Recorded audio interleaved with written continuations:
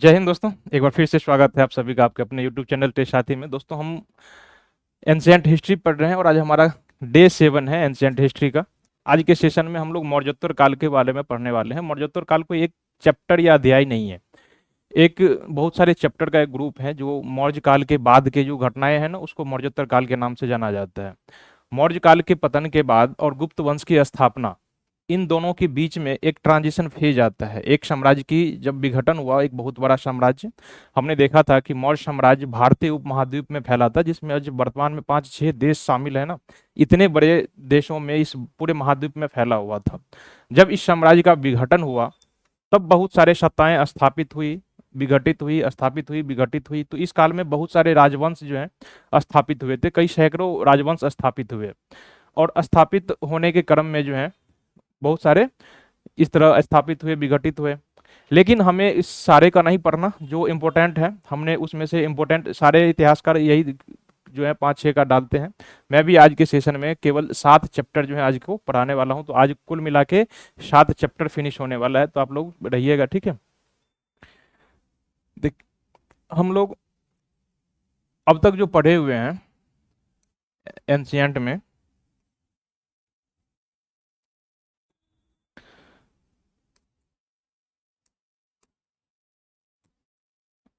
हम लोगों ने अब तक सबसे पहले पाषाण काल से शुरू किया था,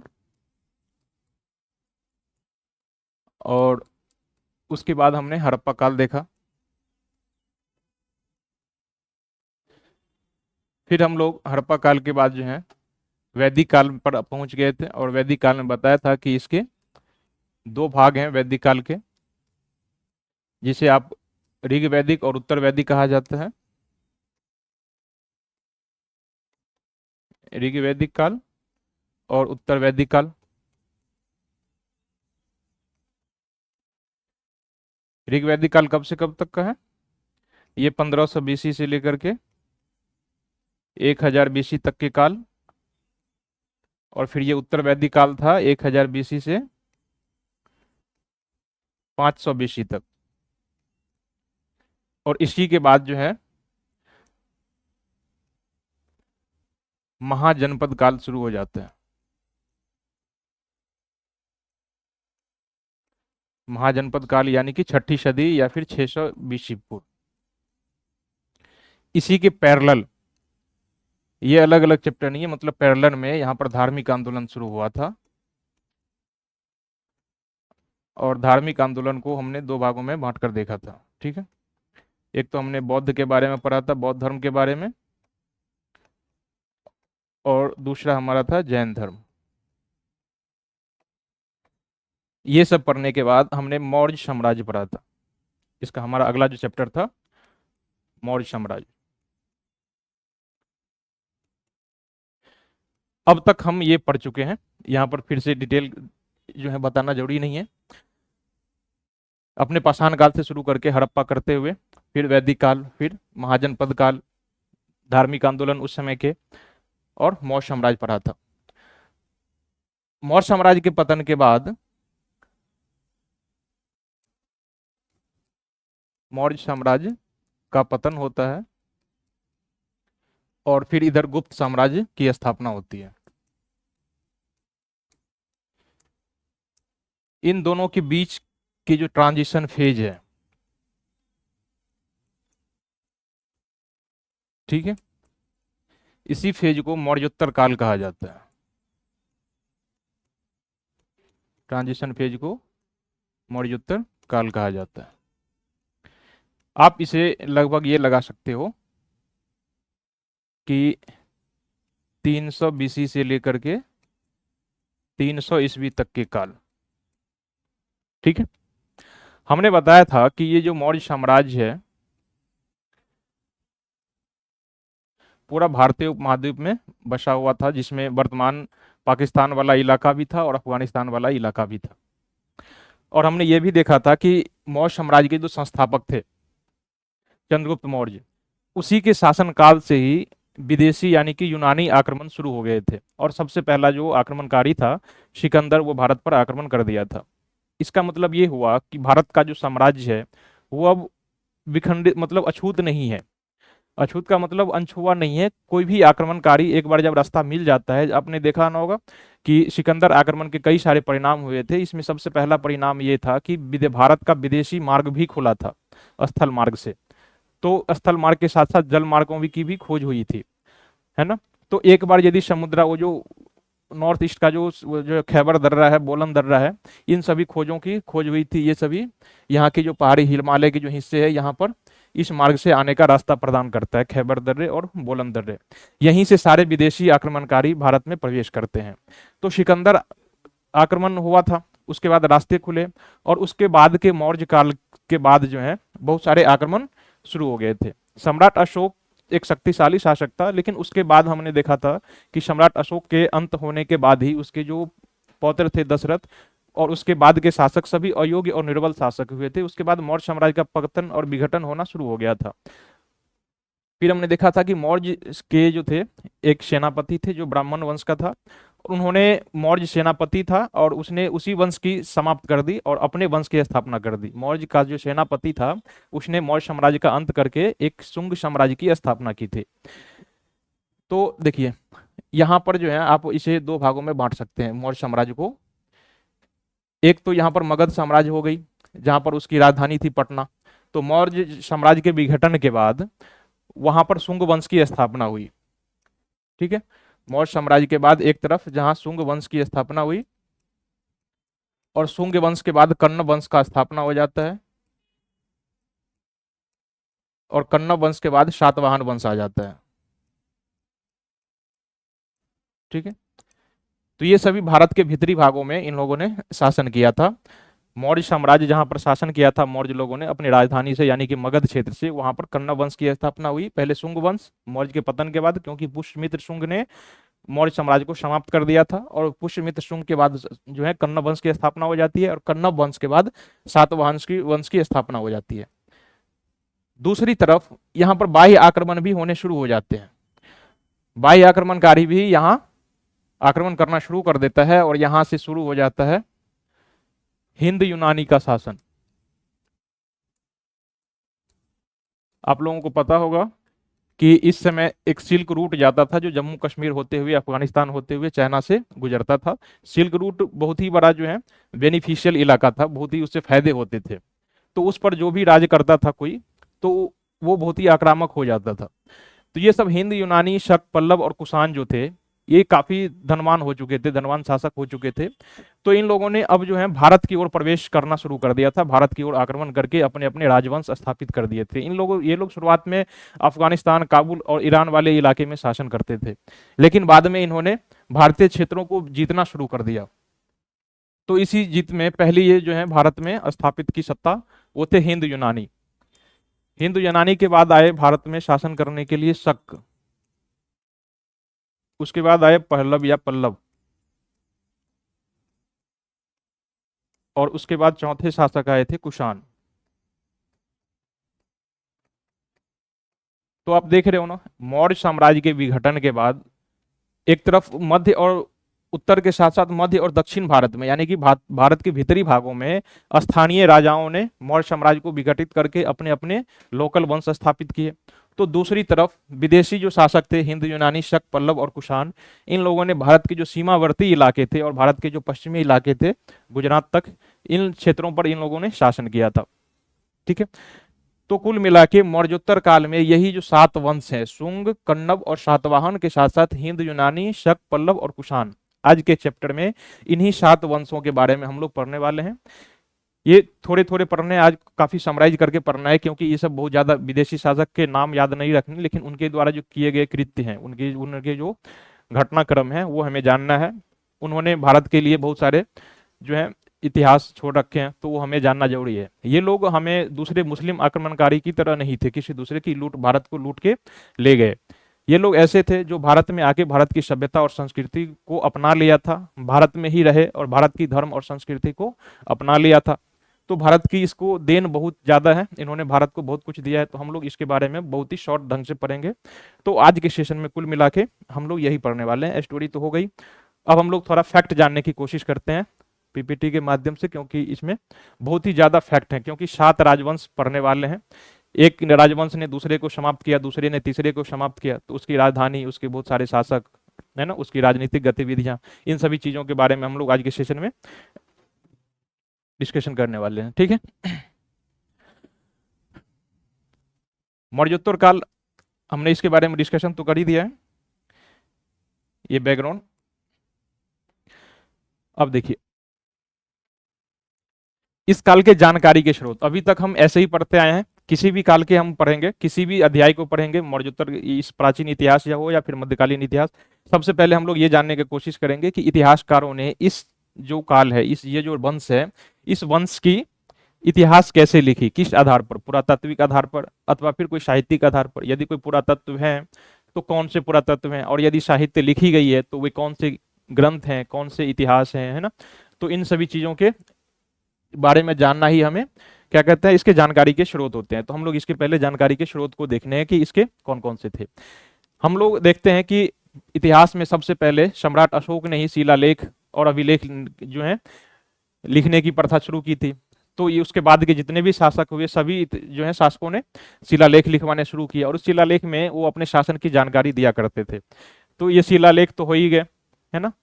लेकिन बाद के शासक ने जो सिक्के जारी किए थे उसमें अपने चित्र भी अंकित किया, चित्र के साथ साथ जो है वो अपने बहुत सारे देवनागरी लिपि, यहाँ तक कि जो देवी देवताओं के चित्र हैं वो भी जानकारी दिया करते थे। तो जैसे कि कुषाण है, कुषाण ने अपने चित्र की छवि, राजा की जो चित्र है ना, तो उसको दिखाया गया है, एक सैनिक योद्धा के रूप में राजा को दिखाया गया है, मुकुट पहने राजा और सूट बूट लगाए राजा। इससे पहले भारत में जो बूट हैं, जो घोड़े पर जो है अस्त्र शस्त्र पहने योद्धा का चित्र नहीं हुआ करता था। भारत के जितने भी अब देखे होंगे ना, मौर्य काल में बहुत सारे सिक्के भी नहीं होते थे, आहत सिक्के चला करता था, जो एक ठप्पा लगाया हुआ सिक्का था मौर्य काल में। लेकिन बाद के जो विदेशी शासक थे अपने साथ सिक्का निर्माण की एक अलग जो है एक विधि लेके आई थी, एक कला टेक्नोलॉजी लेके आया था। तो ये चीजें हमें अभी वर्तमान में जो मिलता है, तो ये हमें उस काल की जानकारी देता है कि इस काल के राजा कैसे हुआ करते थे, इस काल में किस प्रकार के सिक्के चला करते थे। यदि ज्यादा मात्रा में सिक्का चल रहा है तो ये हमें जानकारी देता है कि इस काल में व्यापार बहुत ही ज्यादा उन्नत दशा में था, ये जानकारी देता है। दूसरा, यदि कुषाण के शासक अलग अलग राज्यों में मिलते हैं, तमिलनाडु या फिर पंजाब इलाके में मिलता है, तो हमें ये पता चलता है कि कुषाण का शासक इन राज्यों तक था। ठीक है, तो एक सिक्का इतनी सारी जानकारी दे सकता है। दूसरा, बहुत सारे पुराणिक ग्रंथ जो हैं, पुराण वगैरह, ये भी मौर्योत्तर काल के बारे में उस काल की जानकारी हमें देती है। इस काल में धर्मशास्त्र की रचना की गई थी, जिसमें मनु स्मृति बहुत ही प्रसिद्ध है। मनु स्मृति जो मनु द्वारा रचित की गई थी, इसमें भी इस काल के जानकारी, बहुत सारी जानकारी दी गई है, मौर्योत्तर काल की जानकारी देता है। ये एक विधि की पुस्तक है, यानी कि एक लॉ की पुस्तक है, जिसमें सामाजिक आचार संहिता के बारे में बताया गया है कि समाज में किसको क्या करना चाहिए, पुरुष को क्या करना चाहिए, स्त्री को क्या करना चाहिए, इसका क्या धर्म है। तो ये सभी बातें इसमें दी गई है, धर्म है मनुस्मृति में। इसके अलावा बहुत सारे संस्कृत साहित्य भी है, जैसे कि गार्गी संहिता, ये भी मौर्योत्तर काल की जानकारी देता है। और पतंजलि का महाभाष्य जो है, ये भी इस काल की, मौर्योत्तर काल की जानकारी देता है। अगला है हमारा पाणिनि का अष्टाध्यायी, ये भी मौर्योत्तर काल की बहुत सारी जानकारी देता है। तो ये हमारे इस काल की जानकारी के स्रोत थे। इन सभी हिंदू साहित्यों के अलावा जो है बौद्ध धर्म के साहित्य भी हैं, जैसे कि जातक कथा, दिव्यावदान, महावस्तु, मिलिंदपन हो, ये सब जो है ये भी मौर्योत्तर काल की जानकारी देता है। ऐसा इसलिए क्योंकि बहुत सारे जो हैं विदेशी शासकों ने और इस समय के जो शासक थे, इन लोगों ने बौद्ध धर्म को स्वीकार किया था। जैसे कुषाण शासक के बारे में आप जानते हैं, कुषाण सम्राट अशोक के बाद दूसरा ऐसा उत्साही शासक हुआ था जिन्होंने बौद्ध धर्म के विस्तार में बहुत ज्यादा योगदान दिया था। तो इन्हीं लोगों के ग्रंथ जैसे कि मिलिंदपन हो हैं, तो ये भी इस काल की जानकारी देता है। तो ये हमारे ऐतिहासिक स्रोत थे जिसके आधार पर इस काल की जानकारी लिखी गई थी, मौर्योत्तर काल की। इन सभी के अलावा नाट्य और उस समय के जो चरित्र साहित्य हैं, इसमें भी इसकी जानकारी दी गई है। जैसे कि कालिदास के मालविका अग्निमित्र है, तो ये मालविका और अग्निमित्र की कहानी का वर्णन किया गया है, जो जो है इसी वंश के शासक थे। अगला है हमारा वानभट्ट का हर्षचरित। वानभट्ट का हर्षचरित इस काल में भी जो है इस काल की जानकारी दी गई है, इसके शासकों के दरबारी षड्यंत्र, इस सब की जानकारी का भी वर्णन किया गया है। इसके साथ ही हमारे जो देसी साहित्य हैं, देसी साहित्य के अलावा उस समय तक जो है विदेशी लोग भी भारत, यूनानी लोग भी भारत आने लगे थे। इसमें एक बुक है पेरिप्लस ऑफ द एरिथ्रियन सी, इसे हिंदी में अलग भाषा में ट्रांसलेट किया गया है, अब इसे देख लीजिए, Periplus of the Erythraean Sea. Periplus of Erythraean Sea. ठीक है, इसके लेखक अज्ञात हैं, इसके लेखक कौन है ये पता नहीं चल पाया है, और ये क्वेश्चन बीपीएससी में पूछा जा चुका है, तो इसे आप याद रखिएगा इस साहित्य के नाम। ये मौर्योत्तर काल की जानकारी का एक बहुत बड़ा सोर्स है, पेरिप्लस ऑफ द एरिथ्रियन सी। इन सभी के अलावा गंधार और मध्य एशिया से बहुत सारे जो है खरोष्टी लिपि में लिखी गई बहुत सारे अभिलेख भी हैं जो मौर्योत्तर काल की हमें जानकारी देता है। तो ये हमारा था मौर्योत्तर काल के जानकारी के प्रमुख स्रोत। अब हम इस काल के बहुत सारे जो राजवंश हैं उसके बारे में जानने की कोशिश करते हैं। हमने बताया था कि हमारा सबसे पहला वंश जो था ये शुंग वंश था। शुंग वंश के बाद कण्व वंश की स्थापना हो जाती है। ठीक है, और कण्व के बाद सातवाहन वंश की स्थापना हो जाती है। तो ये सब देसी शासक थे, ये तीन शासक। इन सातवाहन के बाद जो है, ये ऐसा नहीं है कि सातवाहन वंश के बाद हिंद यूनानी आए थे। जब सातवाहन वंश शासन कर रहे थे इस समय, उससे पहले इधर से शासन कर रहा था भारत के जो पश्चिमी सीमावर्ती इलाके थे, वर्तमान पेशावर जम्मू कश्मीर वाला जो इलाका है, यहाँ पर पहले से हिंद यूनानी, शक, पल्लव और कुषाण लोग यहाँ पर शासन कर रहे थे। ये बारी बारी से नहीं है। ठीक है, सबसे पहला जो था शुंग वंश का शासन, ये इन्होंने मौर्य साम्राज्य के जो अंतिम शासक थे उसकी हत्या करके पुष्यमित्र शुंग ने जो है यहाँ पर शुंग वंश की स्थापना की थी। अब शुंग वंश के जानकारी के स्रोत कौन से हैं? तो पतंजलि के महाभाष्य जो है इसमें शुंग वंश की जानकारी का उल्लेख किया गया है, और इसी में यूनानी आक्रमण का भी उल्लेख किया गया है, जो कहा जाता है कि शुंगों के शासनकाल में यूनानी आक्रमण हुआ था। शुंग वंश के शासनकाल में हमने बताया था ना कि हिंद यूनानी, तो ये एक तरफ जो है शुंग वंश शासन कर रहा था, कहाँ से? पटना से। और इसी तरफ जो है इसी समय इसी के शासनकाल में पंजाब हरियाणा के इलाके और जम्मू कश्मीर के इलाके में शुंगों का आक्रमण, ये हिंद यूनानियों का आक्रमण हो चुका था शुंगों के शासनकाल में ही। और इस काल की जानकारी देने वाला ग्रंथ है पतंजलि का महाभाष्य। इसके अलावा युग पुराण में पाटलिपुत्र पर हिंद यूनानियों के हमले का भी वर्णन है। हिंद यूनानी भारत पर जो आक्रमण किया था तो केवल पंजाब और सीमावर्ती इलाकों पर ही नहीं किया था, इन लोगों ने पाटलिपुत्र तक भी अपने आक्रमण किया था, और इस बात की जानकारी जो है युग पुराण में दिया गया है। मालविका अग्निमित्र ये कालिदास की रचना है, ये गुप्त काल में लिखी गई थी, गुप्त काल में लिखी गई थी, लेकिन घटना की जानकारी ये मौर्योत्तर काल के देता है ना। इसमें विदर्भ के राजा यज्ञसेन के साथ युग और जो है युद्ध के साथ साथ शुंगों के विजय का भी वर्णन किया गया है। ठीक है, तो ये इस काल के जानकारी देने का वर्णन करता है, शुंग वंश की जानकारी देता है। ये सभी इसके स्रोत हो गए।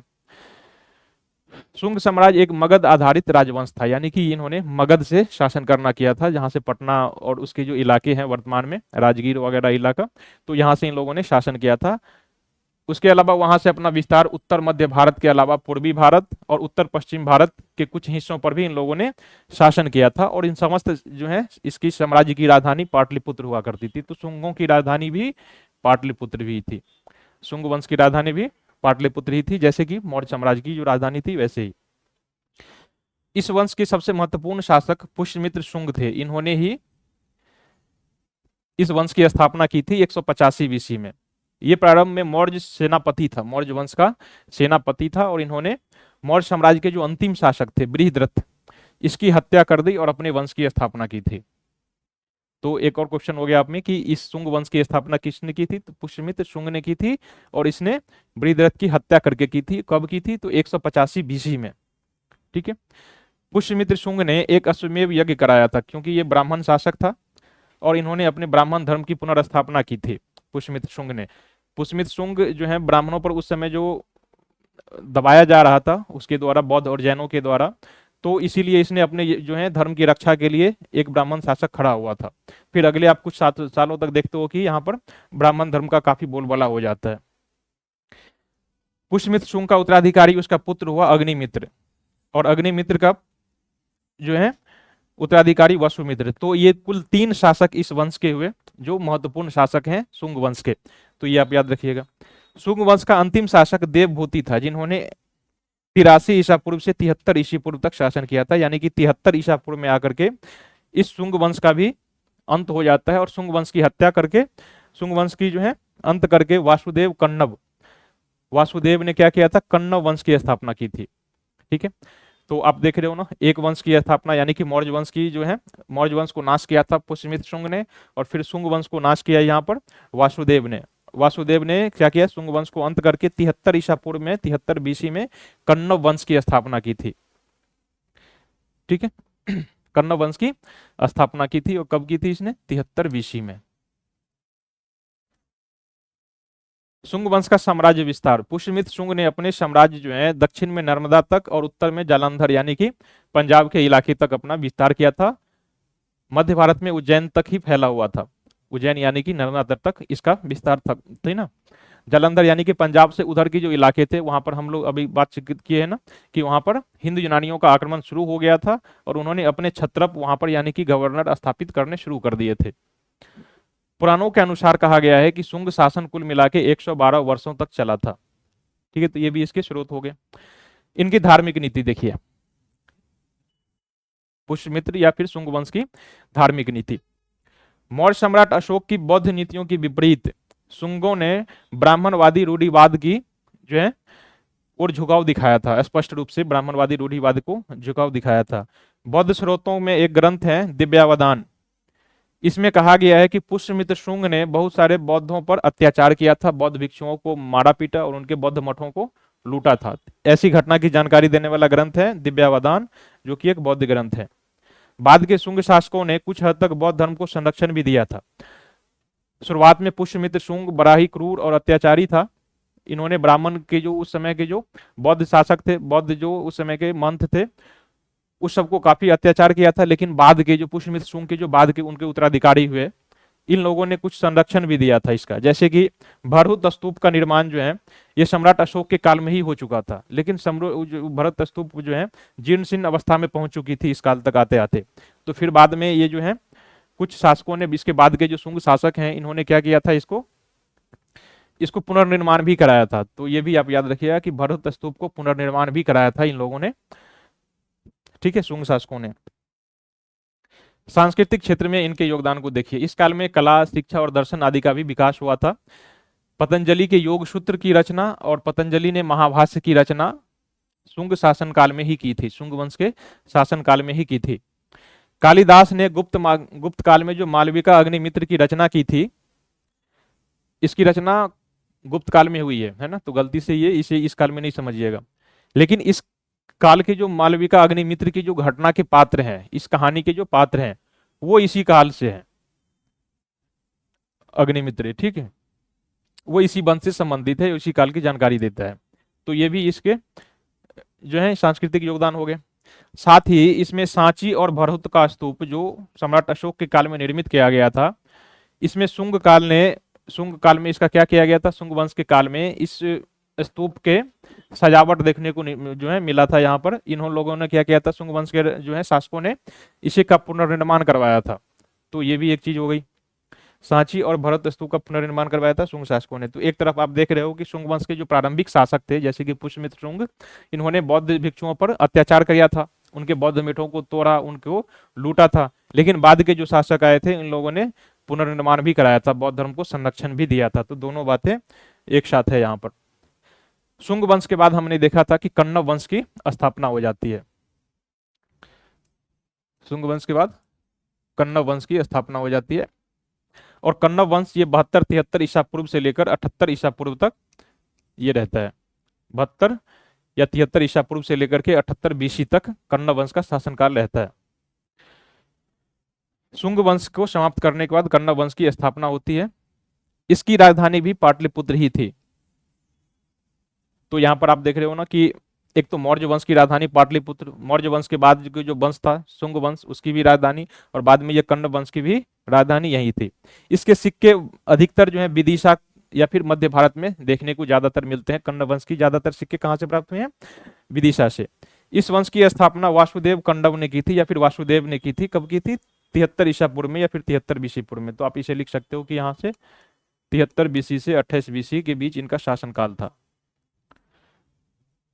ठीक है, वासुदेव पहले शुंग सम्राट देवभूति के मंत्री थे। जैसे हमने देखा ना कि पुष्यमित्र शुंग जो है मौर्य साम्राज्य में सेनापति था, वैसे ही वासुदेव भी उससे पहले के जो शुंग शासक थे उस काल में ये उसका सेनापति था, और उन्होंने बाद में अपने ही साम्राज्य के शासन का अंत करके क्या किया था, अपनी वंश की स्थापना कर ली थी। ठीक है, इस वंश के जो महत्वपूर्ण शासक थे, वासुदेव कन्नन, जो इसका वासुदेव इस वंश का संस्थापक था। उसके बाद भूमिपुत्र, नारायण और सुशर्मन।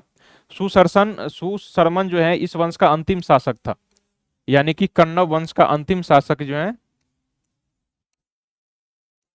कण्व वंश का अंतिम शासक सुशर्मन था, अंतिम शासक। ठीक है, अब इस वंश को समाप्त करके दूसरा जो है सातवाहन वंश की स्थापना हो जाती है।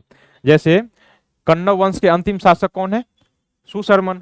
और सुशर्मन को समाप्त करके, उसकी हत्या करके, इसके अंतिम शासक जो है,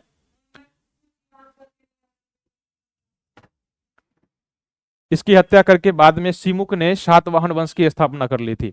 कण्व वंश के अंतिम शासक सुशर्मन की हत्या करके किसने? सिमुक ने। इसे बल्लीपुच अथवा सिमुक भी कहा जाता है, तो कहीं कहीं पर बल्लीपुच यदि लिखा रहे तो उसे भी आप सही मानिएगा।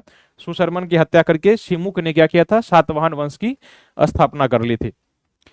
इन लोगों ने शुंग साम्राज्य की सीमाओं तक, जहां तक शुंग साम्राज्य था, वही पंजाब से लेकर के उज्जैन तक और पूरब में बंगाल तक के एरिया पर इन लोगों ने शासन किया था। तो इनके ये साम्राज्य का क्षेत्र हो गया था। इनकी धार्मिक और सामाजिक स्थिति, कण्व शासक भी ब्राह्मण थे, जैसे शुंग शासक ब्राह्मण थे वैसे ये शासक भी ब्राह्मण थे, और खुद को ये जो है ना सौभरी ऋषि का वंशज मानते थे। धार्मिक रूप से ये वैदिक परंपराओं में विश्वास करते, तो ऑब्वियस ये ब्राह्मण यदि वंश के हैं तो वैदिक परंपराओं में विश्वास करेंगे ही। ठीक है, अब हम लोग जो है कण्व वंश को देखते हैं। हमने देखा था ना कि मौर्य वंश को समाप्त करके यहाँ पर कौन आता है? शुंग, और शुंग को समाप्त करके आता है कण्व, और कण्व को समाप्त करके सातवाहन वंश की स्थापना होती है। ठीक है, तो ये सभी देशी शासक हैं, जो एक वंश को समाप्त करके दूसरा आता है, दूसरे को समाप्त करके तीसरा आता है। और ये भारत के जो उत्तर पश्चिम सीमावर्ती इलाके थे, एक तरफ इधर से विदेशी आक्रमणकारी आते गए और अपने छत्र स्थापित करते गए थे। ऐसा नहीं था कि विदेशियों और देशी राजाओं के बीच में आक्रमण नहीं होता था। बहुत सारे ऐसे प्रमाण मिले हैं, जैसे आपने देखा ना अभी शुंग काल में भी यूनानी आक्रमणकारी कहाँ तक? पाटलिपुत्र तक चले गए थे आक्रमण करने के लिए। ऐसे ही सातवाहन काल में भी ये जो है विदेशी आक्रमणकारी, सातवाहनकारी ने जो है बहुत सारे शक शासक को पराजित किया था, इसीलिए इसे सकारी भी कहा जाता है। ठीक है, सकारी यानी कि शक पर विजय प्राप्त करने वाला, है ना। तो गौतमी पुत्र सातकर्णी जो है सातवाहन वंश के राजा, उसी को सकारी की उपाधि दी जाती है। तो सकारी की उपाधि ऐसे ही नहीं दी गई, सकारी की उपाधि इसीलिए दी गई थी क्योंकि उन लोगों ने शक शासक को पराजित किया था, इसीलिए उसे ये उपाधि दी गई थी। तो हम लोग देखते हैं कि ये तो एक तरफ अपने में आपस में लड़ रहे हैं, और साथ ही जो भारत के उत्तर पश्चिम सीमा प्रांत में जो बसे हुए विदेशी हैं उनके साथ भी इन लोगों का टकराव होता है। ठीक है, इस काल की जानकारी के स्रोत दो सबसे महत्वपूर्ण स्रोत हैं, नासिक अभिलेख और नानाघाट का अभिलेख। ये दोनों जो हैं बहुत ही इंपॉर्टेंट है और सातवाहन काल की जानकारी के बहुत ही महत्वपूर्ण स्रोत हैं। ठीक है, इसके अलावे इस काल के जो है बहुत सारे सिक्के भी इस काल की जानकारी देते हैं। अपने को पता है ना कि सातवाहन शासक जो है बहुत सारे शीशे और प्रोटीन के सिक्के जारी किए थे, बहुत सारे, कुछ मात्रा में, थोड़ी बहुत मात्रा में जो है सोने और चांदी के भी सिक्के जारी किए थे। प्रारंभ में कुषाणों ने बहुत ज्यादा सोने के सिक्के जारी किए थे, लेकिन इस काल आते आते जो है भारत की जो सिल्क रूट है उस पर नियंत्रण टूट चुका था, और इस काल में आर्थिक स्थिति काफी दुर्लभ हो गई थी, इसीलिए इन लोगों को शीशे के सिक्के और प्रोटीन के सिक्के जारी करने पड़े थे।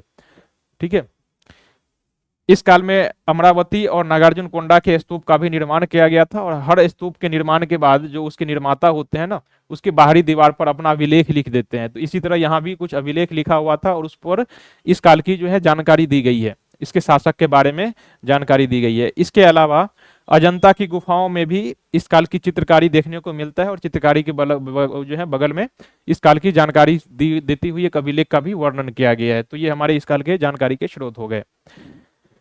सातवाहन वंश जो है दक्कन का पहला राजवंश था। इसे कभी कभी आंध्र सातवाहन या आंध्र जाति भी कहा जाता है। तो दोनों का एक ही मतलब है, यदि कहीं पर आंध्र जाति या फिर आंध्र वंश है तो इसका मतलब है कि वो क्या है? वो सातवाहन वंश से ही है। ठीक है, इसके पहले राजा सिमुक थे, जिन्होंने क्या किया था? कण्व वंश की हत्या कर दी थी, और इसके बाद इसके अपनी वंश की राजधानी की स्थापित की थी। ठीक है, लेकिन इस सब का सबसे महत्वपूर्ण शासक जो है ये था गौतमी पुत्र सातकर्णी, जिन्होंने 106 ईस्वी में शासन किया था। इस वंश का यानी कि सातवाहन वंश का जो सबसे महत्वपूर्ण शासक था वो था गौतमीपुत्र सातकर्णी, जो 106 ईस्वी में जो क्या क्या था? सत्ता ग्रहण की थी। इन्होंने समाज को अपने साम्राज्य को पुनर्जीवित किया था। इसकी विलुप्त होता जो साम्राज्य था उसे पुनर्जीवित किया था। इसके जो प्रारंभिक शासक थे ज्यादा योग्य नहीं थे और बाद के जो शासक थे वो भी अयोग्य हुए। तो सबसे महत्वपूर्ण शासक यही था गौतमीपुत्र सातकर्णी। इन्होंने उत्तर में मालवा से लेकर के सौराष्ट्र से लेकर के दक्षिण में कृष्णा और पूरब में बरार तक के एरिया को अपने साम्राज्य में मिला लिया था। उसके उसके आसपास के क्षेत्र में जितने सारे शासक आए उस सभी को जीता गया और अपना विस्तृत साम्राज्य विस्तृत एरिया में अपना जो है एक साम्राज्य स्थापित किया था। इस वंश के जो अंतिम महत्वपूर्ण शासक है वो है यज्ञश्री सातकर्णी, है ना। इन्होंने 130 से लेकर के 159 ईस्वी तक शासन किया था। कई बार शासकों के नाम ना घटते क्रम में बढ़ते क्रम में क्रम अनुसार सजाने को दे दिया जाता है, तो शासकों के नाम भी आप याद रखिएगा, ठीक है। 170 ईस्वी के बाद जो है 200 ईस्वी आते आते इस सब जो है सातवाहन साम्राज्य का पतन होना शुरू हो जाता है और फिर धीरे धीरे सातवाहन साम्राज्य के अंत हो जाता है, ठीक। उसके बाद सीधे गुप्त साम्राज्य की स्थापना हो जाती है। सातवाहन जो है सातवाहन साम्राज्य की स्थापना के बाद सीधे गुप्त वंश आ जाता है। तो ये आज के हमारे चैप्टर में नहीं है, हम लोग अलग से जो है हम लोग केवल मौर्योत्तर साम्राज्य पढ़ेंगे। तो मौर्योत्तर साम्राज्य की स्थापना के बाद हम जब अगले अध्याय में कल के सेशन में हम लोग गुप्त सेशन के बारे में देखेंगे। आज हम केवल सातवाहन तक देखेंगे। इसके प्रशासन जो है शासन प्रणाली विकेंद्रीकृत थी। अभी तक जितने प्रशासन आपने देखा था जैसे कि मौर्यों की जो प्रशासनिक नीति थी वो केंद्रीकृत थी। केंद्रीकृत का मतलब केवल राजा जो है पटना से पूरे भारत का जो है पूरे भारतीय उपमहाद्वीप का शासन चलाता था। यहाँ पर विकेंद्रीकृत है यानी कि इसके अंदर जो राज्य है ना वो यहाँ पर सामंती प्रथा लागू थी। तो प्राचीन भारत में पहली बार सामंती प्रथा लागू सातवाहन के काल में ही हुई थी। सातवाहनों ने ही अपने क्या किया था, राजाओं को संपूर्ण अधिकार दे दिए थे। उसे भूमि दान देने की जो एक गलत परंपरा थी, बहुत सारे ब्राह्मणों को भूमि दान दिया गया था और वो भूमि दान जो है जिस किसी को भूमि दे दिया जाता था तो वो भूमि पर से राजा का अधिकार हट जाता था, वो केवल पूर्ण रूप से स्वामी बन जाता था। कि जिस किसी ब्राह्मण को, जैसे ये चूंकि ये सब ब्राह्मण शासक हैं तो इन्होंने किसी पुरोहित को या पंडित को यदि भूमि दान दिया, भले 100 बीघा हो 500 बीघा हो या फिर 1000 बीघा हो, तो वो सारे जमीन उसके अधीन हो जाता था, उस पंडित या पुरोहित के अधीन हो जाता था। वहां पर राजा के सैनिक भी नहीं जा सकते थे। पूरा का पूरा गांव पूरा का पूरा मंदिर जो है उसे दान दे दिया जाता था। तो इस तरह वहां पर बहुत सारे देश में ना एक टीले के समान दिखाई देने लगे। सातवाहन साम्राज्य के भीतर जो है बहुत सारे उभरते हुए ये सब दिखाने लगे, है ना। ये सब खुद को सामंत कहते थे। तो सामंती प्रथा को जीवित करने का श्रेय जो है, जन्म देने का श्रेय इन्हीं को जाता है। और इसी सामंती प्रथा के कारण जो है ये साम्राज्य पतन हो गया था। साम्राज्य तो पतन होगा ही ना, ये लोग अपने अपने राज्य में एक देश के भीतर कई सारे देश पैदा हो जाना तो सत्ता को चुनौती देगा ही। सभी लोग काफी धनी थे, उसके पास संपत्ति हुआ करता था, उससे टैक्स वसूलने का अधिकार उन पुरोहित को था। तो जब टैक्स वसूल सकता है तो सेना भी रख सकती है, और जब सेना रख सकती है तो फिर साम्राज्य का क्या करेगा, उसके जो केंद्रीय सत्ता है उसको उखाड़ फेंकेगा। फिर बाद में वही हुआ, फिर उसको उखाड़ फेंका। तो गुप्त साम्राज्य का पतन जो है बाद में वो भी इसी कारण से हुआ था, सामंती प्रथा के कारण ही। सामंतों को स्थानीय प्रशासन का अधिकार दिया गया था, है ना। एक ही लाइन में सारी बातें आप समझ लीजिए। तो सामंती प्रथा और भूमि दान देने का जो प्रथा है, इन दोनों प्रथा को जन्म देने का श्रेय इसी ब्राह्मण शासक को है, यानी कि ये सातवाहन वंश के शासकों को है। इस काल में 3 प्रकार के सामंत होते थे। एक राजा कहलाते थे, दूसरा महान भोज अथवा महारथी कहलाते थे, और तीसरा महासेनापति कहलाता था। इस काल में इन सेनापति सबको भी जो है अधिकारियों को, जो सर्वोच्च अधिकारी होते थे, इन लोगों को वेतन नहीं दी जाती थी। इन लोगों को भूमि दान में दिया जाता था और वो जब तक जीता था, यहाँ तक कि उसके वंशानुगत अधिकार भी दिए जाते थे, ठीक है। तो जब तक जिएगा तो साथ ही उसके मरने के बाद उसके पुत्र को ट्रांसफर हो जाएगा ये सब चीज, उसकी भूमि, ठीक है। तो ये सभी चीज जो है इसी काल में क्रिएट हुआ था, सातवाहन के काल में ही। राज्यों को आहारों में विभाजित किया गया था। आहार यानी कि जिला। तो सातवाहन काल में जिला को क्या कहा जाता था, आहार। तो ये शब्द याद रखिएगा। उस समय जिला अधिकारी इसे अमात्य कहा जाता था। आहार के जो अधिकारी होते थे यानी कि जिले के जो अधिकारी होते थे उसे अमात्य कहा जाता था। तो उस काल के उसे डीएम कह सकते हो। इस काल की अर्थव्यवस्था, इस काल में कृषि, व्यापार और उत्पादन ये पहले से ही हो रहा था। ये इंपॉर्टेंट है। इस काल के जो 2 प्रमुख बंदरगाह है, सोपारा और भरूच, ये सातवाहन काल के पश्चिमी तट पर स्थित ये दोनों 2 महत्वपूर्ण बंदरगाह हैं। तो इसको आप याद रखिएगा कि सोपारा और भरूच बंदरगाह ये इस काल के थे, सातवाहन काल के प्रमुख बंदरगाह हैं। इस काल के विदेशी व्यापार बहुत ज्यादा तो नहीं होता था, लेकिन जो भी कुछ जो है थोड़ा बहुत जो विदेशी व्यापार होता था उसमें आप देख रहे हो कि ये सारे जो हैं किस चीज के हैं, सारे राजा खुद के लिए जो है विलासी जीवन व्यतीत करने के लिए आयात करते थे, जिसमें आप देख रहे हो ना, शराब का आयात होता था, कपड़ा का आयात होता था, मलमल का आयात होता था और कांच का आयात होता था। ये सभी विलासी वस्तुएं हैं, आम जनता की चीजें, इसमें कुछ भी नहीं है। और जो यहाँ से निर्यात होने वाली वस्तु थी इसमें भी मलमल था और कार्लेनियन जैसी जो धातु, कीमती धातु थी, जो दक्षिण भारत में काफी प्रचुर मात्रा में उपलब्ध था। तो इन सभी का, कार्लेनियन का जो है निर्यात किया जाता था भारत से सातवाहन साम्राज्य में। सातवाहन काल में जो व्यापारिक थी, इस काल के जो व्यापार जो होता था, व्यापारी, ये सभी आपस में एक श्रेणी में संगठित होते थे जो गिल्ड कहलाता था। इस समय मौर्य काल में श्रेणियों के संगठन को श्रेणी कहा जाता था, लेकिन इस काल में ये गिल्ड कहा जाता है। दोनों का एक ही मतलब है। जैसे वर्तमान में व्यापारियों का संगठन होता है ना, जैसे कि अब वर्तमान में फिक्की है, एसोचैम है ना, सीआईआई है, तो ये सभी एक व्यापारिक श्रेणी है, गिल्ड है। तो ये इसी समय से पहले से ही चल रही थी। ये लोग स्वनियामक होते थे, इन पर सरकार का नियंत्रण नहीं होता था। व्यापारी लोग खुद ही अपनी नियम बनाते थे और उसका पालन खुद ही करते थे।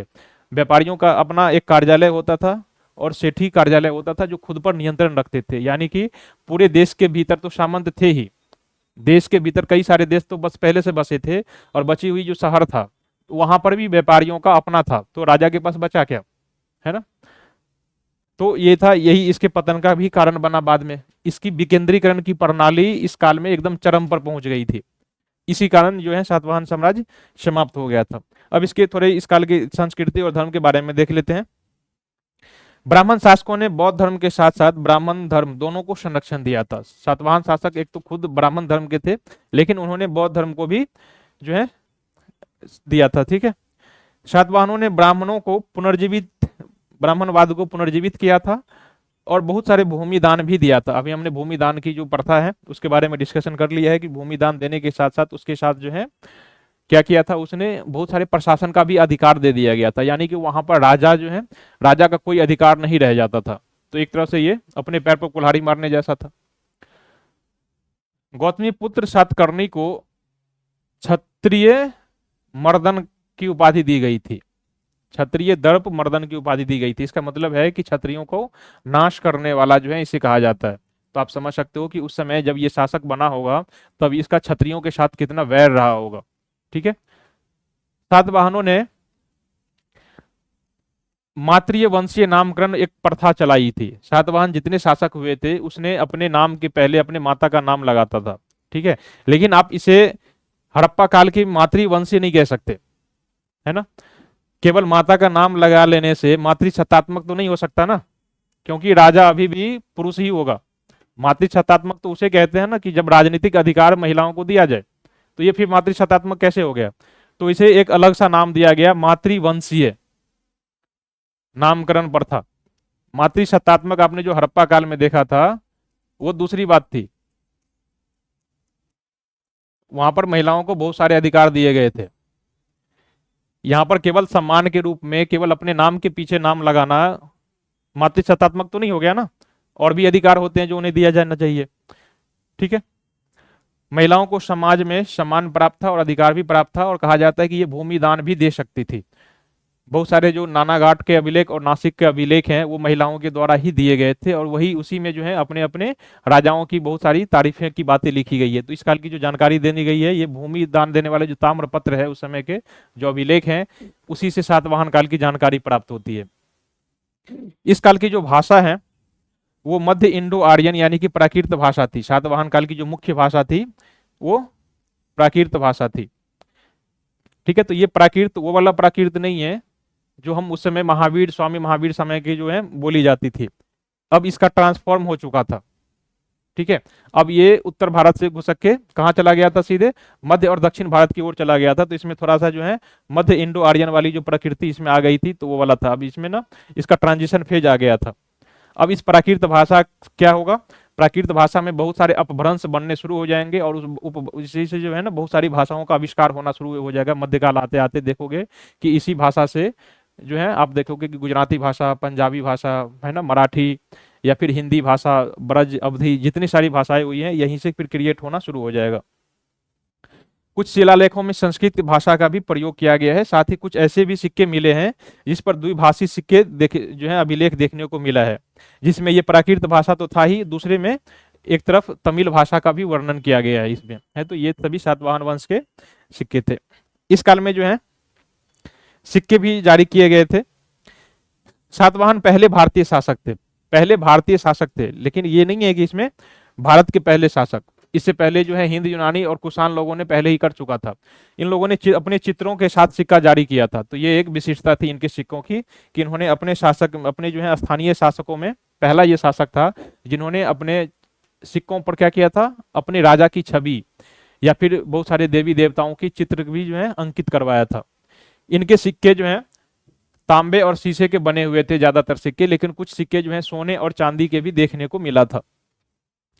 इस काल की यदि हम वास्तुकला की बात करें तो इस काल में अमरावती और नागार्जुन कोंडा जैसे बहुत सारे बौद्ध स्तूपों का निर्माण कराया गया था, जिसमें इसमें अमरावती और नागार्जुन कोंडा जो है दो महत्वपूर्ण बौद्ध स्तूप हैं। तो ये इसी काल में सातवाहन के काल में भी निर्मित हुआ था। तो ये आप याद रखिएगा कि सातवाहन काल में इसकी स्थापना हुई थी। अजंता की गुफा में पेंटिंग भी बनाई गई थी, पेंटिंग संख्या 9 और 10, ये सातवाहन काल की है। अजंता की गुफा में बहुत सारे पेंटिंग है ना, 32-34 पेंटिंग है। उसमें गुफा संख्या जो 9 और 10 हैं ये सातवाहन काल के हैं, और बाकी की जो चित्र हैं वो गुप्त काल में बनाए गए हैं। तो ये भी आप याद रखिएगा।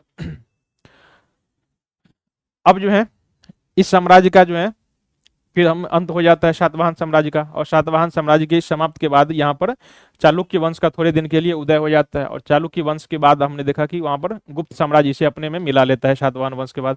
तो इस तरह से सातवाहन साम्राज्य का अंत हो जाता है। अब सातवाहन वंश के बाद हम लोग जो है विदेशी आक्रमणकारी जो आए थे, हिंद यूनानी, हिंद यूनानी के बाद आए थे शक, उसके बाद पहलव और फिर कुषाण। ये सभी विदेशी शासक थे। और इससे पहले जो हमने अब तक पढ़ा है शुंग वंश, कण्व वंश और सातवाहन वंश, सभी ये लोकल थे और जो पटना से शासन किया था, मगध एरिया से शासन किया था। अब हम लोग जो है इंडो ग्रीक शासन यानी कि 200 बीसी से लेकर के 100 बीसी तक, इंडो ग्रीक, इसे ही हिंद यूनानी भी कहा जाता है। ये 200 बीसी यानी कि मौर्य साम्राज्य की जब पतन हुआ था 183 बीसी में, उसी समय एक तरफ तो आप देख रहे हो कि उत्तर भारत में यानी कि मगध से शुंग वंश की स्थापना हुई थी। उसी समय ये पश्चिमोत्तर भारत यानी कि पेशावर के इलाके जो हैं, यहाँ पर जम्मू कश्मीर, पेशावर और फिर अफगानिस्तान के इलाके में ये हिंद यूनानी लोग शासन करने लगे थे। इस काल की जानकारी के एक स्रोत है मिलिंद पन्हो, जिसमें मिलिंद के प्रश्न है और बौद्ध भिक्षु नागसेन की उसमें उत्तर दिया गया है। तो इन सभी का चर्चा किया गया। यही वो ग्रंथ है जिसमें इस काल की जानकारी दी गई है, हिंद यूनानी के शासकों का वर्णन किया गया इसमें। ठीक है, इन लोगों ने 200 बीसी से लेकर 100 बीसी तक शासन किया था। भारत के उत्तर पश्चिम क्षेत्र में यूनानी शासकों ने शासन प्रारंभ किया था। भारत के जो अफगानिस्तान वाला इलाका है यहाँ पर इन लोगों ने शासन किया था। ठीक है, ये लोग यूनानी मूल के थे और भारत में अस्थायी रूप से बसकर शासन किया था। साथ ही स्थानीय संस्कृति को अपनाकर भारत यूनानी संस्कृति को जन्म दिया था। भारतीय, ये लोग यूनानी थे, भारत में आए और भारतीय संस्कृति को अपना लिया और दोनों का एक मिक्स वर्जन हिंद यूनानी जो है यहाँ पर जन्म लिया। इसे ही हिंद यूनानी कहा जाता है। इसके शासन की एक शाखाएं थी। इन लोगों ने अपने ब्रांचेज स्थापित किए थे। एक ही राजा जो है पूरे देश में शासन करने, जैसे मौर्य देखा था, तो मौर्य जो था पूरे भारतीय उपमहाद्वीप पर शासन किया था और अपने साम्राज्य को 4 भागों में विभाजित किया था, उत्तरापथ, दक्षिणापथ, मध्य भारत और स्वर्णगिरी। ये 4 उसके साम्राज्य थे। तो चारों में उसके कौन थे, गवर्नर शासन करते थे, है ना। लेकिन इन लोगों में एक थी कि इन लोगों ने छत्र प्रणाली लागू किया था, गवर्नरशिप प्रणाली। 4 अपने ब्रांचेज स्थापित किए थे, 4 राज्य के बजाय 4 ब्रांचेज स्थापित किए थे। वहां एक सभी राजा जो है एक दूसरे से स्वतंत्र होता था, कोई केंद्रीय सत्ता नहीं थी। तो यहाँ पर एक विकेंद्रीकृत प्रणाली थी जो इनके ब्रांचेज में स्थापित थी। तो इसका पहला ब्रांच जो था बैक्टीरिया से शासन करता था, जो अभी वर्तमान उत्तरी अफगानिस्तान में कहलाता है, या यहीं से जो है सत्ता का विस्तार किया था। दूसरा इसका जो शाखा था वो तक्षशिला था, यहाँ से इसने शासन का विस्तार किया भारत में। और तीसरा जो है ये साकल अथवा सियालकोट है, यहाँ पर मिनांडर जो है यहीं का शासक था, है ना। मिनांडर, ये साकल अथवा सियालकोट शाखा जो है इसकी हिंदू यूनानियों की, ये यहीं से शासन किया था। और भारत पर भी इन्होंने क्या किया था, अपने कुछ राजदूत वगैरह भेजे थे। होलियाडोरस एक यूनानी राजदूत था जिन्होंने तक्षशिला से, यानी कि ये तक्षशिला से इन्होंने विदिशा के शासक भागभद्र के दरबार में अपना एक दूत भेजा था, और उन्होंने भगवान वासुदेव के सम्मान में वहां पर एक स्तंभ का पिलर का निर्माण करवाया था। ठीक है, तो ये चीज आप याद रखिएगा कि कौन सा शासक था, यूनानी राजदूत था जो तक्षशिला से गया था, हिंदू यूनानी शासक था जिन्होंने अपने एक राजदूत जिसका नाम है होलियाडोरस, है ना, और किसके दरबार में पहुंचा था, विदिशा के शासक, उसका नाम आप याद रखिएगा कि ये भागभद्र के दरबार में पहुंचा था, और वहां पर उन्होंने भगवान वासुदेव के सम्मान में इन्होंने एक स्तंभ का निर्माण करवाया था। ठीक है, इस वंश के अन्य प्रमुख शासक थे डेमेट्रियस, हिंदू यूनानी प्रमुख शासक जो थे डेमेट्रियस, ये भारत पर आक्रमण करने वाला सबसे पहला यूनानी शासक था। यदि हम सबसे पहले की बात करें, इससे भी पहले, तो सबसे पहला तो सिकंदर था, लेकिन उसके बाद यदि हम बात करें तो भारत पर आक्रमण करने वाला ये पहला यूनानी शासक था डेमेट्रियस।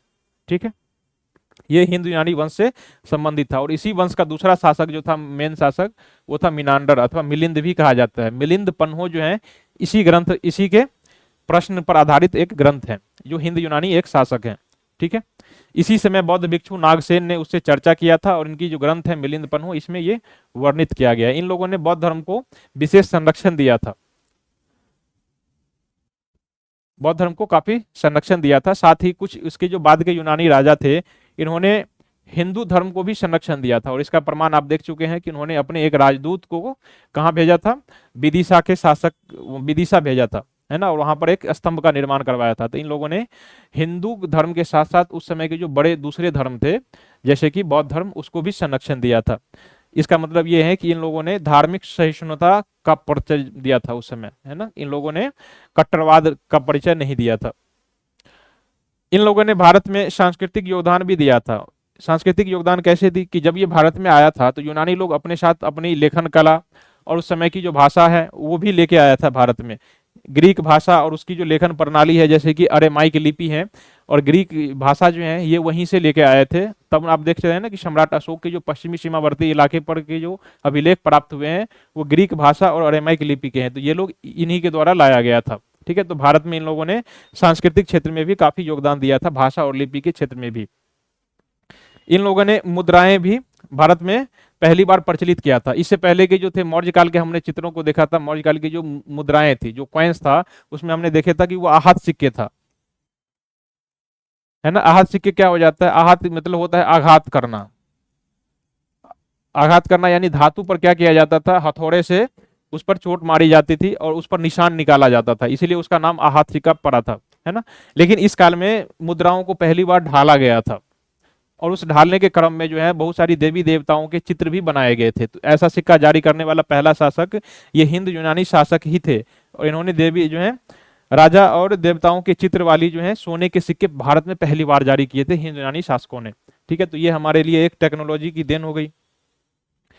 दूसरा, इन यूनानी शासकों ने भारत में पर्दा प्रथा का भी प्रचलन कराया था। पर्दा प्रथा यानी कि उस समय जो नाटक का मंचन किया जाता था, नाटक जो प्रस्तुत किया जाते थे, तो आप देख चुके हो ना, पहले यदि 15 साल 20 साल पहले की बात करें तो नाटक में पर्दा अभी भी, यदि यूनिवर्सिटी सब में यदि आप लोग प्रोग्राम कर देखते होंगे तो वहां भी पर्दा बहुत ही महत्वपूर्ण होता है। तो ये प्रथा पहली बार जो है इन्हीं यूनानियों के द्वारा ही लाया गया था। भारत में जो होरोस्कोप है, होरोस्कोप यानी कि वो जो हस्तरेखा के बारे में जो देखा जाता है, इन चीज ये यूनानी शिक्षा ही है ना। ये होरोस्कोप या फिर होरास्कोप जो है, यही लोग जो है भारत में लेके आए थे। किसी के हस्त को देख करके उसके भविष्य का पता लगाना जो है, ये रेखाएं कहाँ जाती है, ये रेखाएं कहाँ जाती है, इससे उसका भविष्य का निर्माण जैसी चीजें जो है, ये यूनानियों के द्वारा, हिंद यूनानियों के द्वारा ही भारत में लाया गया था। उसके बाद से भारत में जो है सभी लोगों ने अपना लिया कि ये हमारा है, हमारा है, लेकिन ये हमारी नहीं है। कहाँ से है, ये यूनानियों की देन है।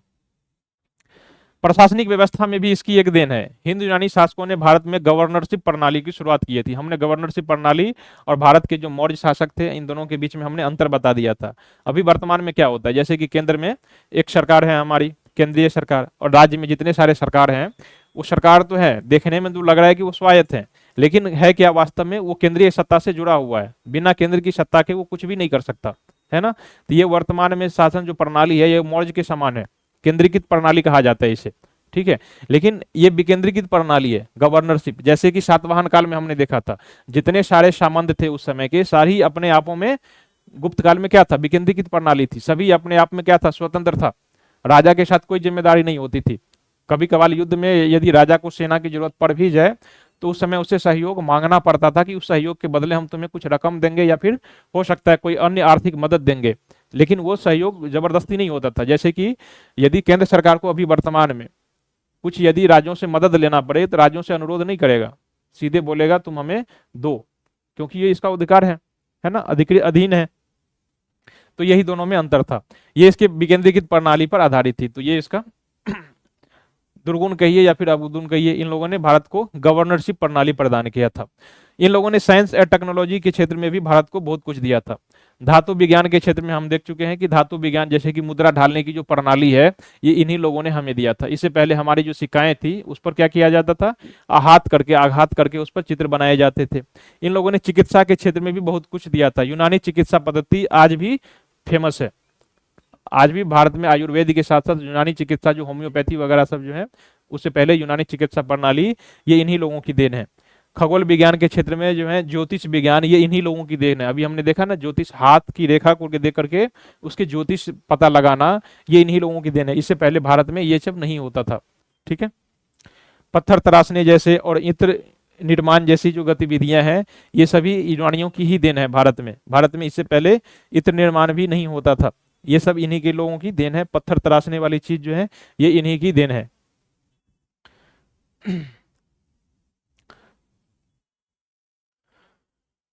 कला के क्षेत्र में योगदान देखिए, भारत में उस समय स्थानीय कला थी, मथुरा कला, कला के क्षेत्र में मूर्ति कला बनाई जाती थी। लेकिन ये लोग जब भारत में आए तो अपने साथ एक अलग कला लेके आए थे, यूनानी कला लेके आए थे। तो भारतीय कला और यूनानी कला का मिक्स रूप एक शुरू हुआ था, जिसे गंधार कला कहा जाता है।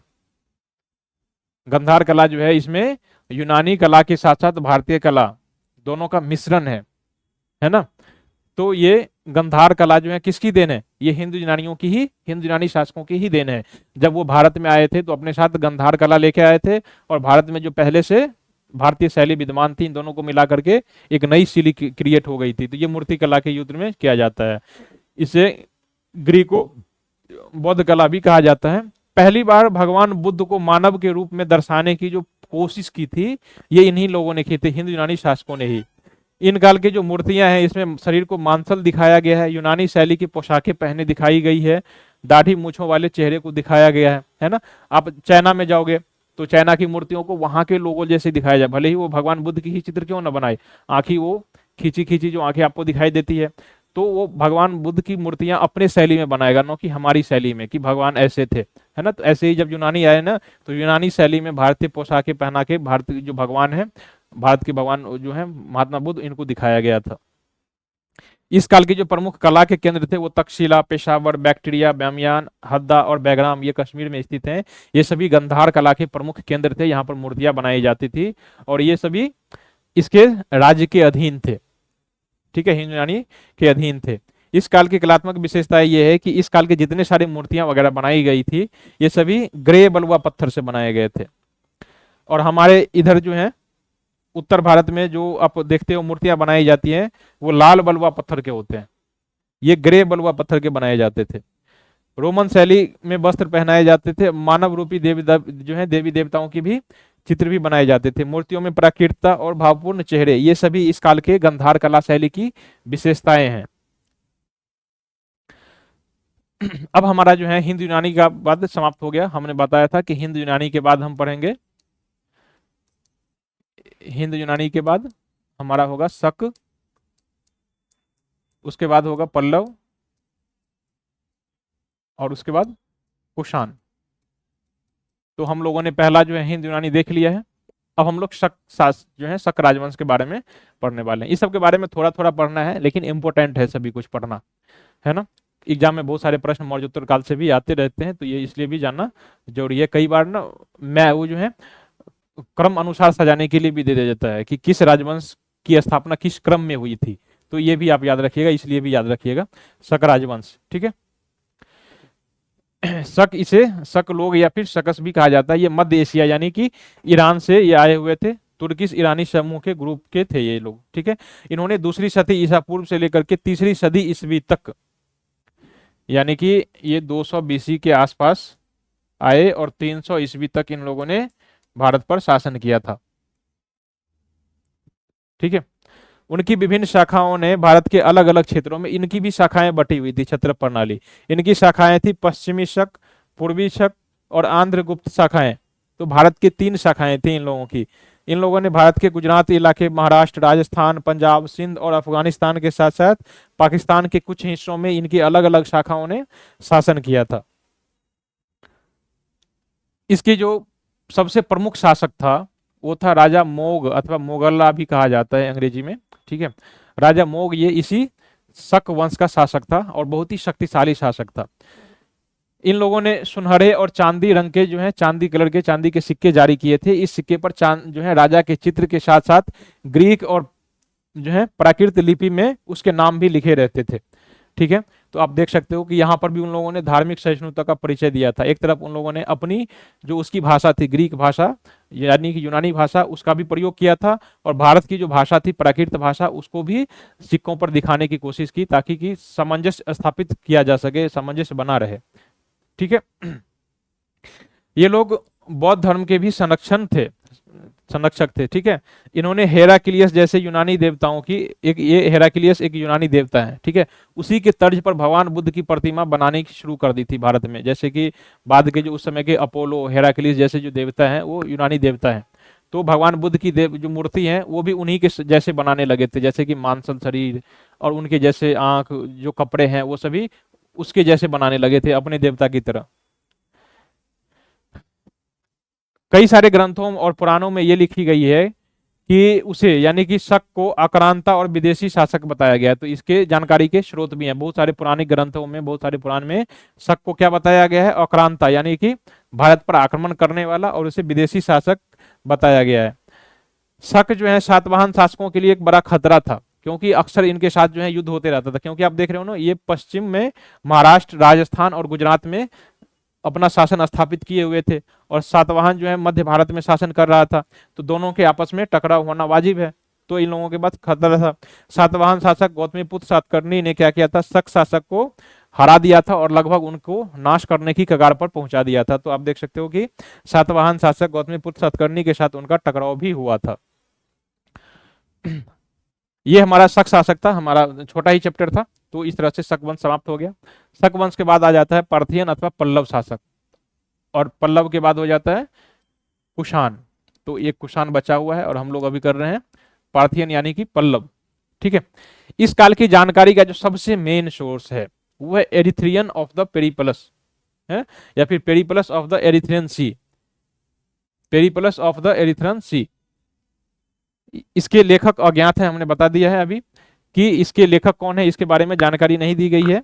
अभी तक कोई पता नहीं चला कि इसके लेखक कौन है, क्योंकि पहले जो यूनानी लेखक जो होते थे ना, उन्हें लगता था कि ईश्वर ने हमें वो शक्ति दी है कि हम कुछ लिखें, और जो चीज हमें किसी दूसरे की शक्ति से प्रेरित होकर हमने लिखा है, तो उस पर अपना नाम क्यों लिखिए, हम अपना क्रेडिट क्यों लें। तो वो लोग अपने किताबों पर अपना नाम नहीं लिखते थे, वो लोग अपनी रचनाओं, जो भी कुछ लिखते थे या फिर रचना करते थे, उस पर अपने नाम नहीं लिखते थे। उसे कहते थे चूंकि ये ईश्वर ने हमें प्रेरित किया, तो ये फिर ईश्वर की हुई ना, फिर हमारी क्या, हमने तो केवल लिखा है। इसलिए यही सब सोच के उसका अपना नाम नहीं लिखता था, और अभी तक ये अज्ञात है कि इसके लेखक कौन है। इसी में इस काल की, पल्लव काल की जानकारी दी गई है। इस काल में प्रथम शताब्दी ईस्वी का जो है समुद्री मार्ग का दिखाया गया है। पार्थियन राजाओं की सिंध में उपस्थिति का वर्णन किया गया है। जितने भी पल्लव शासक थे, उन राजाओं की सिंध में उपस्थिति का वर्णन किया गया है इस ग्रंथ में। इसके अलावे एक अभिलेख है, तख्त ए बही अभिलेख, ये अफगानिस्तान में स्थित है। तो इस अभिलेख में भी इस काल के जो, इस वंश के जो राजा है गोंडो फर्निस है ना, इस गोंडो फर्निस के जो बारे में दिया गया है, और इसके ईयर जो है ये 26 ईस्वी लिखा हुआ है, ठीक है। ये लोग आधुनिक ईरान के खुरासान क्षेत्र में रहते थे, और वहां से जो है भारत में आक्रमण किया था। इस साम्राज्य की स्थापना अरसेस प्रथम ने की थी। किसकी? पल्लव साम्राज्य की अरसेस प्रथम ने की थी, लेकिन इस साम्राज्य की स्थापना की थी तो कहाँ की थी? इन लोगों ने ईरान में की थी। भारत में इस साम्राज्य की स्थापना गोंडो फर्नेस ने की थी। भारत में पल्लव साम्राज्य की स्थापना गोंडोफर्नस ने की थी, जबकि पूरे संपूर्ण पल्लव साम्राज्य की यदि बात करें तो ये अर्सेस है। ठीक है,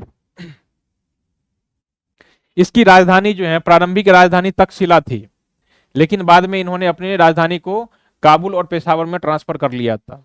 तो पल्लवों की पहली राजधानी जो थी वो तक्षशिला थी, बाद में अपनी राजधानी पेशावर और काबुल में ट्रांसफर कर लिया था। गोंडोफर्निस ने 20 ईस्वी पूर्व से लेकर के 10 ईस्वी पूर्व के बीच इसने शासन किया था। यदि आपसे कोई पूछे कि 1 ईस्वी में शासक कौन था भारत का, तो वो इसी वंश का रहा होगा, पल्लव वंश का शासक। ठीक है, क्योंकि देख रहे हो ना, ये 10 ईसा पूर्व भी इसके पीछे है, 10 ईसा पूर्व तक आ चुका है, उसके बाद 9, 8, 7, 1। ठीक है, तो 1 ईस्वी में यदि पूछे कि 1 ईस्वी में शासक कौन था भारत का, तो ये पल्लव शासक ही था। गोंडोफार्निस इस वंश का जो है सबसे महत्वपूर्ण और प्रतापी शासक था, लेकिन इसके अंत होने के बाद ही इस साम्राज्य का पतन होना शुरू हो गया।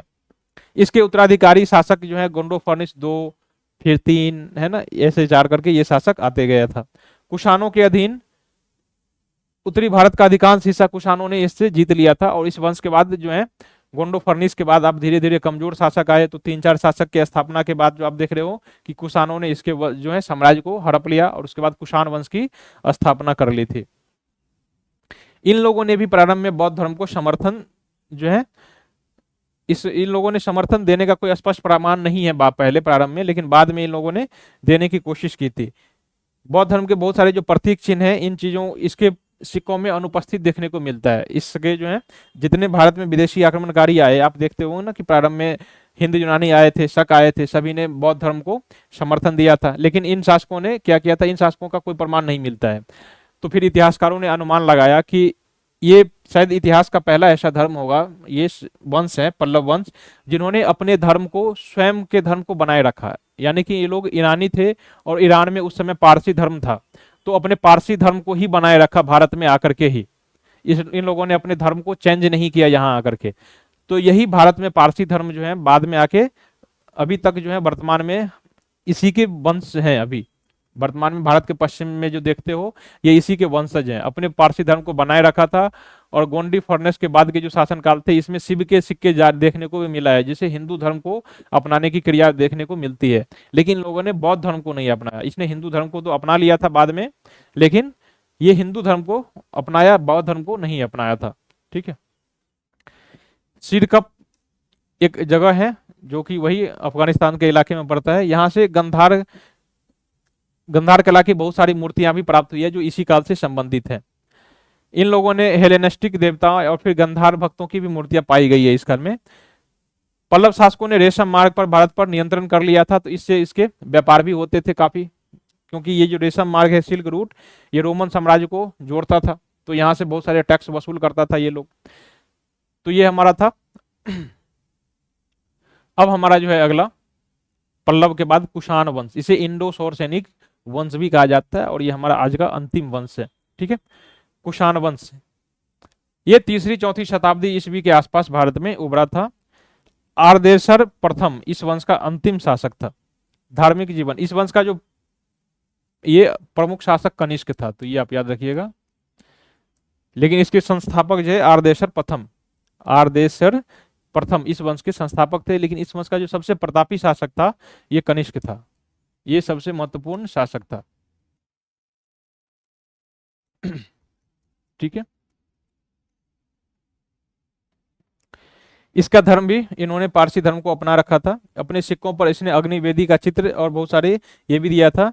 लेकिन बाद के सिक्कों पर जो है, जैसे कनिष्क का शासनकाल आ जाता है, तो कनिष्क ने, आप देखते हो कि चतुर्थ बौद्ध संगीति जो है इसी के काल में मनाई गई थी। तो इन लोगों ने, बाद के जो शासक हैं, इन लोगों ने बौद्ध धर्म को अपना लिया था। और चतुर्थ बौद्ध संगीति जो है कश्मीर के कुंडल वन में आयोजित की गई थी। ठीक है, कनिष्क के शासनकाल में। तो ये इसी वंश का शासक था। बाद के इसके में सिक्कों में देखने को मिलता है कि ये इन्होंने हिंदू देवी देवताओं और विशेषकर शिव और नंदी की छवि वाली जो है बहुत सारे सिक्के भी जारी किए थे। प्रशासनिक व्यवस्था में इन लोगों ने सम्राट की उपाधि, शहंशाह, जिसे कि राजाओं का राजा कहा जाता है, तो इस प्रकार की उपाधि धारण की थी। इसके जो क्षेत्रीय प्रशासक थे, इसे शहरदार कहा जाता था, जिसे क्षेत्रीय गवर्नर भी कहा जाता था। इन लोगों ने अपने जिलों पर शहराब, यानी कि जो राज्य के अधिकारी होते थे, और मोवेद नामक अधिकारी नियुक्त किया था। प्रशासन की विशेषता एक की जो था इसकी काफी केंद्रीकृत थी और योजनाबद्ध शहरीकरण प्रणाली के लिए इसे जाना जाता है। इन लोगों ने कृषि सुधार के लिए भी बहुत कुछ कुछ किया था, तकनीकी प्रगति के लिए भी ये जाना जाता है, और इन लोगों ने नौकरशाही का शासन भी स्थापित किया था भारत में। इन लोगों की सिक्का 3 लिपियों में प्राप्त होते हैं, ब्राह्मी लिपि के साथ साथ पहलव की लिपि और साथ ही जो बैक्टीरिया यूनानी के जो थे इनकी भी लिपि देखने को मिलती है। कुषाणों के सिक्कों के अगले भाग पर यानी कि जिसे हेड भाग कहा जाता है, उस सिक्कों पर शासक का चित्र देखने को मिलता है, उसे मुकुट के साथ दिखाया गया है। लेकिन जो पीछे के चित्र हैं उस पर अग्निवेदी या फिर शिव अथवा नंदी का प्रतीक है। अग्निवेदी जो है ये पारसी धर्म का प्रतीक होता है, ठीक है। अग्निवेदी हिंदू धर्म को नहीं है, हिंदू धर्म का नहीं है, आप यज्ञ मत समझ लीजिएगा। अग्निवेदी का मतलब ये पारसी धर्म से संबंधित है।